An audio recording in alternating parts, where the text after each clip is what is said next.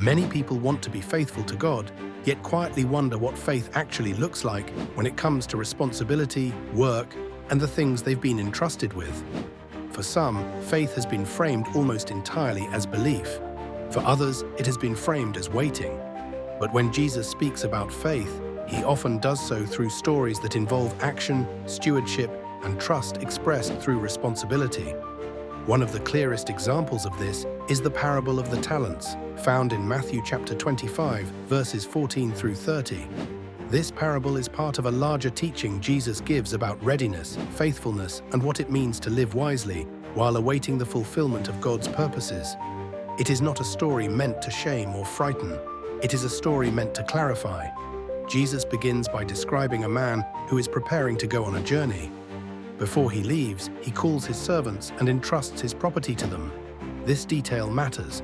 The servants do not own what they receive.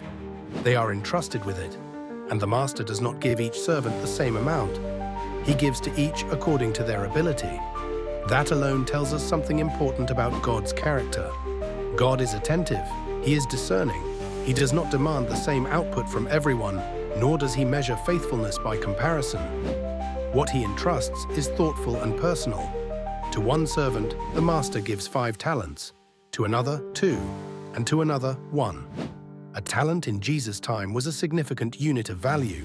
It represented a large sum of money, often the equivalent of many years of wages. Jesus is not speaking about small matters here. He is speaking about weighty responsibility. The master then leaves. What happens next is where the heart of the teaching unfolds. The servant who received 5 talents goes at once and puts the money to work. He does not delay, he does not wait for further instruction, he acts. And in time, the 5 talents become 10. The servant who received 2 talents does the same. He puts them to work and they become 4. But the servant who received 1 talent does something different. He goes away, digs a hole in the ground, and hides his master's money. Jesus does not tell us that this servant was lazy in the way we often imagine laziness. He does not say the servant wasted the money, lost it, or spent it foolishly. He simply hid it. He preserved it. From a surface perspective, this may even seem responsible, but Jesus invites us to look deeper. After a long time, the master returns and calls the servants to account. Again, this detail matters. Faithfulness is always connected to accountability, not in a threatening sense, but in a relational one.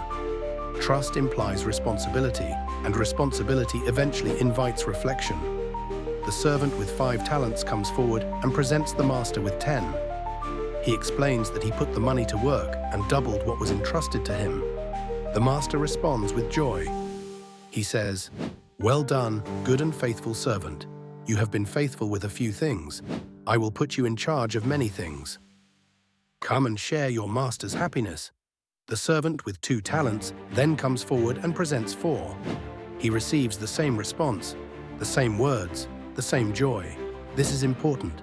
The master does not praise based on scale. He praises based on faithfulness. Then the servant with 1 talent comes forward. He speaks at length, and his words reveal what has been shaping his actions all along.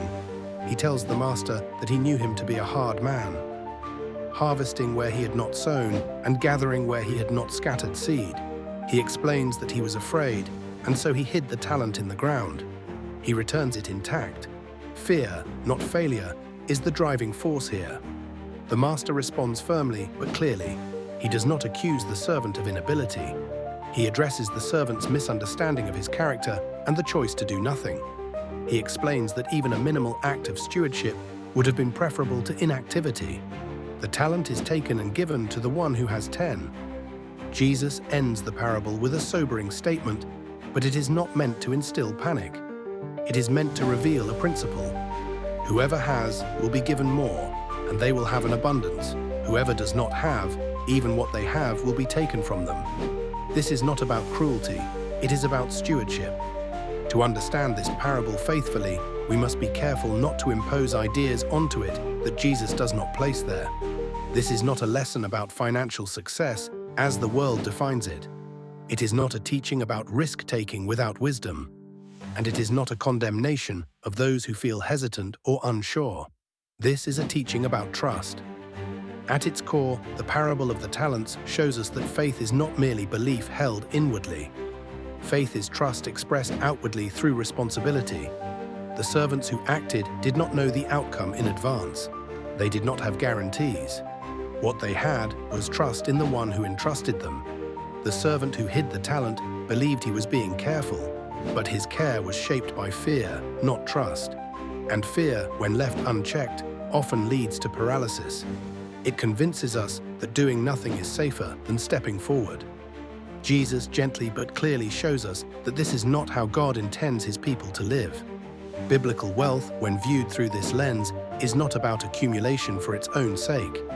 It is about stewardship. It is about understanding that what we have received, whether skills, opportunities, time, influence, or resources, is entrusted to us for faithful use. Notice that Jesus does not say the servants invented value out of thin air. They worked with what they were given. They did not compare themselves to one another. They did not complain about fairness. They simply engaged faithfully with what was placed in their care. This is an important corrective for many of us today. We often measure faithfulness by outcome or comparison. But Jesus measures faithfulness by participation. The servants who acted were welcomed into greater responsibility, not because they were perfect, but because they were willing. There is also something deeply reassuring here. The master praises both servants equally, even though their outcomes differed in scale. This tells us that God's affirmation is not based on size, visibility, or comparison. It is based on faithfulness relative to what was entrusted. For those who feel overwhelmed by responsibility, this is good news. God is not asking you to manage what someone else has been given. He is inviting you to steward what he has placed in your hands. The servant who hid the talent misunderstood the master's character. He believed the master to be harsh and demanding, and that belief shaped his behavior. This invites us to reflect honestly. How we view God deeply affects how we live. If we believe God is impatient or punitive, we may shrink back. If we believe God is trustworthy and wise, we are more likely to step forward. Jesus tells this parable not to threaten, but to clarify. Faith that never engages, never acts, and never participates is not the faith he describes. Faith grows through trust, and trust is expressed through responsible action. In modern terms, this parable speaks to how we engage with our work, our callings, our creativity, and our opportunities. It speaks to the way we approach learning, building, serving, and leading. It invites us to ask not only what we believe, but how we are stewarding what we have been given. This does not mean striving in our own strength. It means walking with God in trust. It means recognizing that growth often comes through faithful steps taken over time, not through dramatic leaps. The parable of the talents reassures us that God is patient with growth. He does not expect perfection. He invites participation. He celebrates faithfulness. And he entrusts more to those who are willing to steward well what they already have. Faith, as Jesus presents it here, is not passive. It is relational, it is active, it is grounded in trust, and it is expressed through responsibility. As you reflect on this story, consider what has been entrusted to you, not in comparison to others, but in honesty before God. Consider how fear may have shaped your choices and where trust might invite you to step forward gently and faithfully. God does not rush us. He walks with us. He teaches us. And he delights in faith expressed through responsible care. This is the heart of the parable of the talents.